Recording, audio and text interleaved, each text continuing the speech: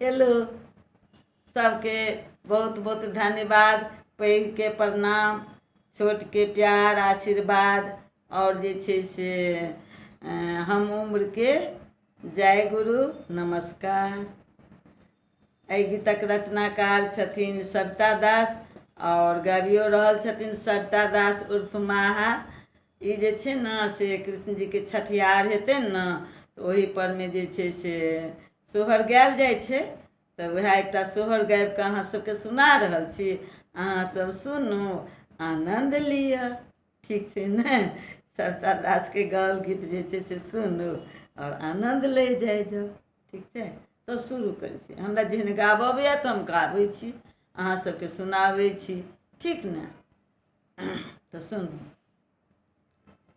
देवकी के कोखी कृष्ण जन्म लेला, यशोदा के कृष्ण भेल हे। ललना नंद घर बाजए बधाई की, गोकुल आनंद भेल हे। आए नंद घर बाजए बधाई की, गोकुल आनंद भेल हे। यशोदा के कोड़ा में श्री कृष्ण, यशोदा चूमथी हे। ललना धन्य यशोदा के भाग्य, कृष्ण के पाओल हे। ललना धन्य यशोदा के भाग्य, कृष्ण के पाओल हे।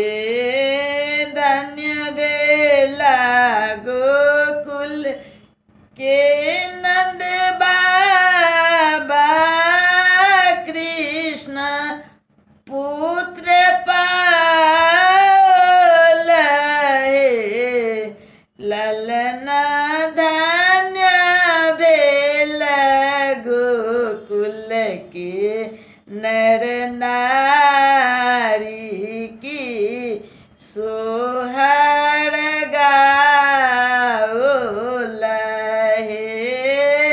ललना धन्य भेल गोकुल के नर नारी की, सोहर गाओल हे। रूप सुंदर श्री कृष्ण के यशोदा निहारथी हे। ललना मंद मंद मुसुकथी, कृष्ण यशोदा मैया भेटल हे। ललना मंद मंद मुसुकथी, कृष्ण यशोदा मैया भेटल हे। गोकुल के पशु पक्षी गाबै, झूमी झूमी नाचए। ललना आबि गेला सभक पालनहार प्रभु कृष्ण गोकुल में ललना आबि गेला सभक पालनहार प्रभु कृष्ण गोकुल में सविता दास इहो सोहर रचलनिया ओर गौलनी ललना सबहक बास वैकुंठ की पुत्र फल पाओल हे ललना सबहक बास वैकुंठ की पुत्र फल पाओल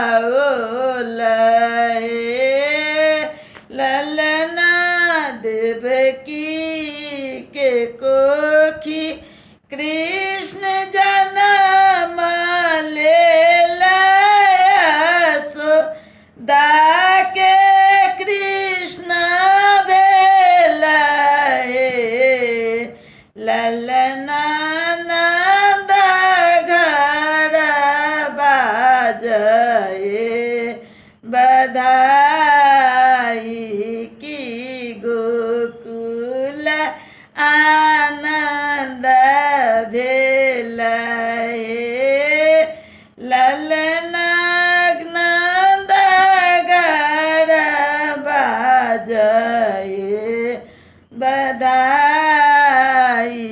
की गोकुल आनंद भेल रे। अब अहाँ सबके केहन लागल से तऽ अहीं सब कहब।